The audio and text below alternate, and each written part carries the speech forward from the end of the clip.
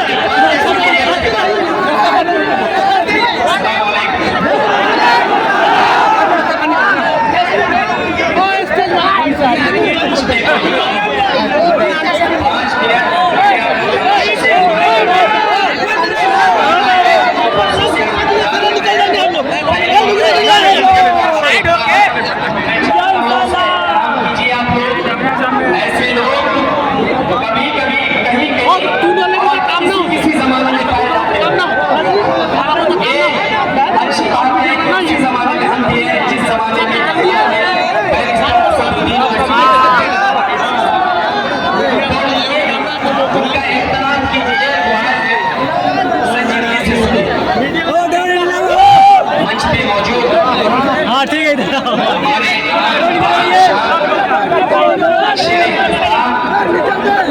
जनाब बैरिस्टर समीर साहब, सदर मजलिस बिहार जनाब अब्दुल इकबाल साहब, इससे चलकर आए सदर मजलिस हाजी शौकत साहब, मुंबई की जमीन से चलकर यहाँ आए हमारे प्रधान साहब, नौजवानों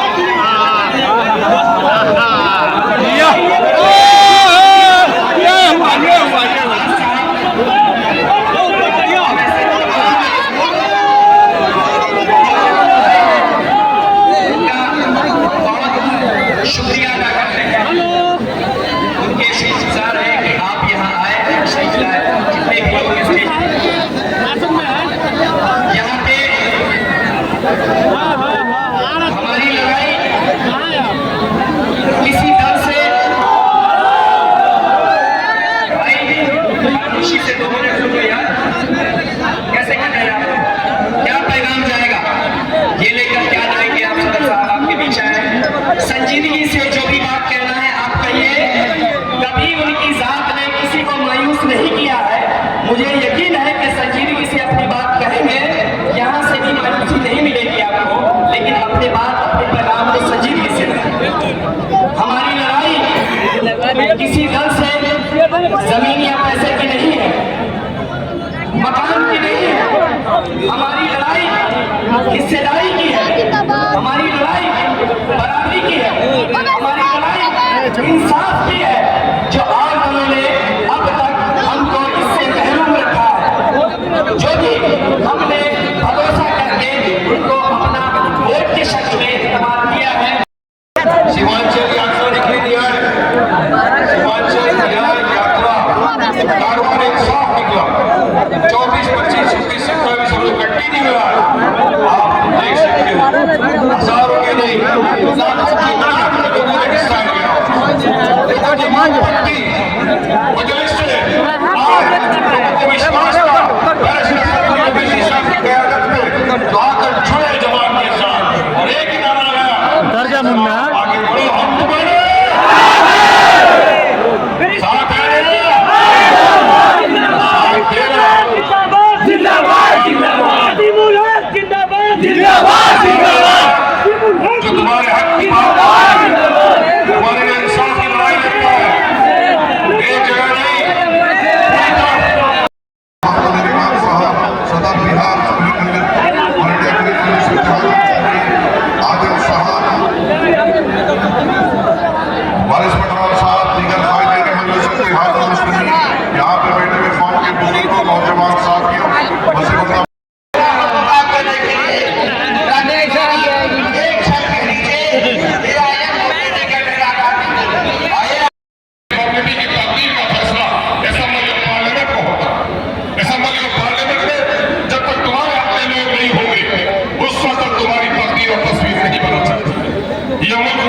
शाहिद है कि इस मुल्क में हिंदू और मुसलमान आपस में टूट गए तो अंग्रेजों ने गुलाम बना दिया और फिर इस मुल्क का हिंदू और मुसलमान मुत्तहिद हुआ, अपने धर्म का प्रचारक गांधी आया और मौलाना अबुल कलाम आज़ाद मुफस्सिर कुरान एक साथ बैठा तो फिर लोग को आजादी दिलाने से कोई ताकत नहीं हो सकती। तुम्हें समझना पड़ेगा मुसलमान कि इस वक्त तुम्हारी जो तादाद है तुमको हिकमत की लड़ाई लड़नी पड़ेगी। हिकमत की लड़ाई लड़ने के लिए जसीमुल हक को और डॉक्टर हमीद जो बच्चा रहा है कोई एक होना पड़ेगा, एक दूसरे का ख्याल रखना पड़ेगा, इसी इत्तेहाद को सबूत देना पड़ेगा। आज तुम देख रहे हो, मैं आया था नसीम साहब के यहाँ 12 तारीख को, पिछले 5 तारीख को मौलूद की मीटिंग थी, अपने नबी की शान पे सबसे कोई जलसा करने का हक था, अपने धार्मिक और अपने सांस्कृतिक त्योहारों के मनाने का हक है, लेकिन नसीम साहब को बच्चों पुलिस के डंडे से अगर चुप हो गए तो पुलिस के डंडे भी यहाँ पर है, डंडे भी है, पुलिस के डंडे भी है। तुम जानते हो मैं आया था 12 तारीख को, 5 तारीख को नसीम शाह को अपने घर में बैठा हुआ था, जिस 7 तारीख को उसके बेटे की बारात होनी थी वो नसीम शाह की लाश 8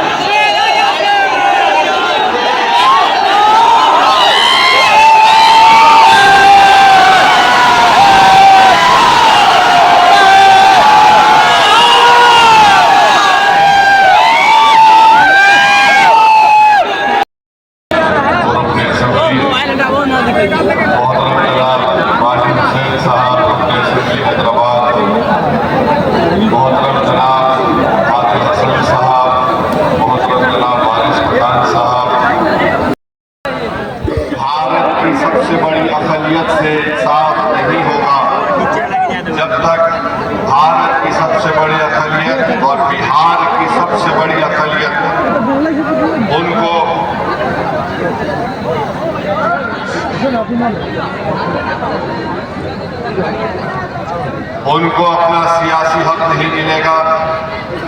हम इंसाफ नहीं करेंगे। मौके पर जनाब नसीर शाह साहब को राजा पाटन थाने की पुलिस बेवजह उठाकर ले गई, मारपीट की गई और 3 दिन के बाद नसीर शाह की लाश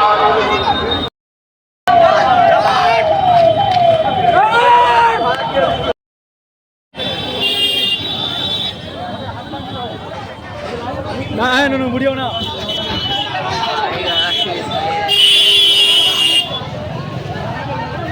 चले तू आगे